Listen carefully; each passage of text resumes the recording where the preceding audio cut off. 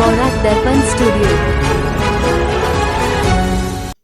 নমস্কার, নিউজ বরাক দর্পণ স্টুডিও থেকে সবাইকে শুভ সন্ধ্যা। আজকে গুরুত্বপূর্ণ খবর। অসম বিধানসভায় 2026-27 অর্থবর্ষের পূর্ণাঙ্গ বাজেট পেশ করেছেন অর্থমন্ত্রী জয়ন্ত মল্লবরুয়া। বাজেটে কর্মসংস্থান, শিক্ষা, স্বাস্থ্য, অবকাঠামো ও কৃষিতে একাধিক বড় ঘোষণা করা হয়েছে। প্রধান ঘোষণা: আগামী 5 বছরে 2 লক্ষ চাকরির লক্ষ্য। সেপ্টেম্বর থেকে বেকার স্নাতকদের মাসে 2,500 টাকা ভাতা। আগস্ট থেকে ভুক্তভোগীরা আবার চিনি, ডাল ও লবণ পাবেন।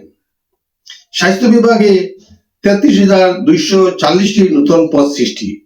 গুয়াহাটি বিমানবন্দর থেকে জালুকবাড়ি পর্যন্ত এলিভেটেড করিডোর নির্মাণ। 4টি নতুন মেডিকেল কলেজ হবে গোয়ালপাড়া, হাইলাকান্দি, হজাই ও বজালিতে।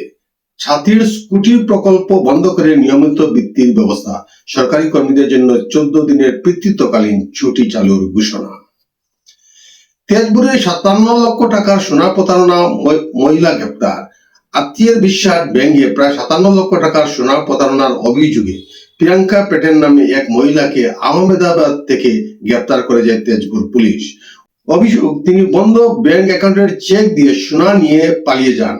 গুজরাট পুলিশের সহায়তায় অভিযোগে তাকে আটক করা হয় এবং অধিকাংশ সোনা গয়না উদ্ধার করা হয়েছে। রয়্যাল হেরিটেজ কাউন্সিল বদরপুর দুর্গের নাম পরিবর্তন করে ডিমাসা কাছারি রাজ্যের শেষ স্বাধীন শাসক রাজা গোবিন্দচন্দ্র নারায়ণ হাসনুর নামে গোবিন্দচন্দ্র নারায়ণ হাংসু ফোর্ট করার দাবি জানিয়েছে। এ বিষয়ে অসমের পর্যটন মন্ত্রী অজন্তা নেওগের কাছে একটি স্মারকলিপিও পাঠানো হয়েছে। কাউন্সিলের দাবি, নাম পরিবর্তন সম্ভব না হলে দুর্গ চত্বরের নাম গোবিন্দচন্দ্র নারায়ণ হাসনু মেমোরিয়াল পার্ক রাখা হোক এবং সেখানে রাজার পূর্ণাবয়ব মূর্তি স্থাপন করা হোক। পাশাপাশি বদরপুর দুর্গকে সংরক্ষণ, জাদুঘর, পর্যটক সুবিধা ও ঐতিহাসিক প্রদর্শনীর মাধ্যমে একটি গুরুত্বপূর্ণ ঐতিহ্য ভিত্তিক পর্যটন কেন্দ্র হিসাবে গড়ে তোলার আহ্বান জানানো হয়েছে। অসম বাজেটে 2026-27 সরকারি কর্মীদের জন্য বড় ঘোষণা। আপন ঘর প্রকল্পের মেয়াদ আরো 5 বছর। গৃহ ঋণের সীমা 50 লক্ষ টাকা। আপন বাহন প্রকল্প ও 5 বছর বাড়লো। ইবি ঋণে 4% সুদ ভর্তুকি। সরকারি কর্মীদের জন্য 14 দিনের পিতৃত্বকালীন ছুটির প্রস্তাব। মাতৃত্বকালীন ছুটির সুবিধা আরো বিস্তৃত করা হবে। কর্মরত অবস্থায় মৃত্যুকালীন কর্মীর পরিবারকে 50% অনুকম্পামূলক পারিবারিক পেনশনের প্রস্তাব। বদলি প্রক্রিয়ায় স্বচ্ছতার জন্য স্বাগত সতীর্থ পোর্টাল বছরে 2 বার খোলা হবে।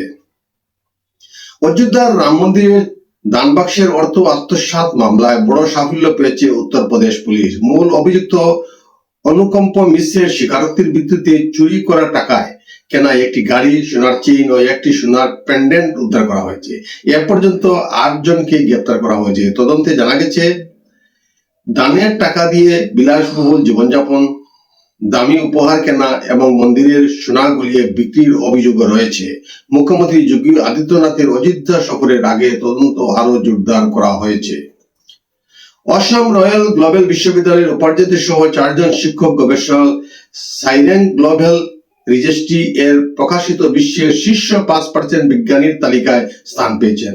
সম্মানপ্রাপ্তরা হলেন উপাচার্য professor doctor Alok Kumar Borgohain, professor doctor Anupam Chatterjee, doctor Amlan Das এবং ডক্টর ফৈজুদ্দিন আহমেদ।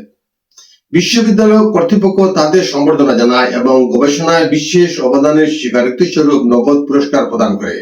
বিশ্ববিদ্যালয়ের রেজিস্ট্রার জানান, এই আন্তর্জাতিক স্বীকৃতি গবেষণা, উদ্বোধন ও শিক্ষা ক্ষেত্রে রয়্যাল গ্লোবাল বিশ্ববিদ্যালয়ের উৎকর্ষেরই প্রমাণ।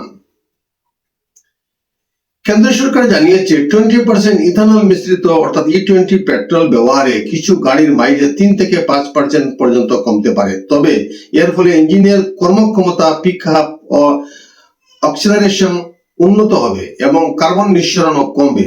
সরকারের দাবি, দীর্ঘ পরীক্ষা নিরীক্ষা ও গাড়ি নির্মাতা সংস্থাগুলির সঙ্গে আলোচনা করেই E20 চালু করা হয়েছে। মারুতি সুজুকি ও হিরো মোটোকর্পের পরীক্ষায় E20 ব্যবহারে ইঞ্জিন বা যন্ত্রাংশের কোনো উল্লেখযোগ্য ক্ষতির প্রমাণ মেলেনি। 2025-26 সালের মধ্যে দেশে 20% ইথানল মিশ্রণের লক্ষ্যমাত্রাও পূরণ হয়েছে বলে জানিয়েছে কেন্দ্র।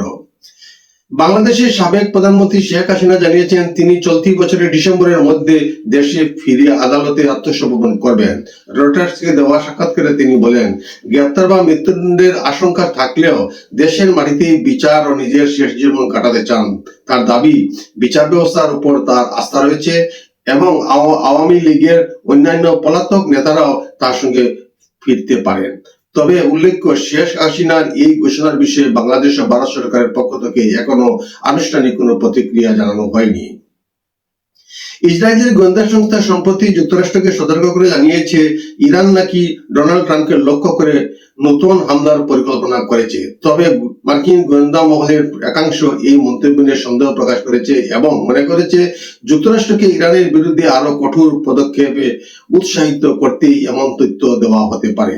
এদিকে ট্রাম্প এই অভিযোগকে গুরুত্ব দিয়ে ইরানের কড়া সমালোচনা করেছেন। অন্যদিকে ইরান সব অভিযোগ অস্বীকার করে পাল্টা দাবি করেছে যুক্তরাষ্ট্রকে যুদ্ধে জড়াতে ইসরায়েলি বিভ্রান্তিকর তথ্য ছড়াচ্ছে। এই ঘটনায় মধ্যপ্রাচ্যের উত্তেজনা আরো বেড়েছে। আজকের প্রতিবেদনে এখানেই সংক্ষিপ্ত বিরতি টানছি। সবাইকে শুভ সন্ধ্যা দিনে বিদায় নিচ্ছি। নমস্কার।